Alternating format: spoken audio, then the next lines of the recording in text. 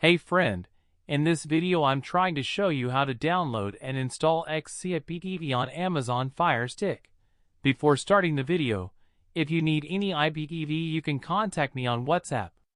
My WhatsApp number available in the description.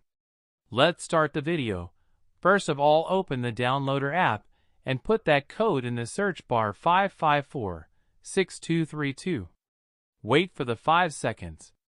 After that you can go to the next page. In this page, you can see many apps. So, find Zip Player and press on it. After that, Zip is automatically downloading. Just wait for it to download. After download, install and open it.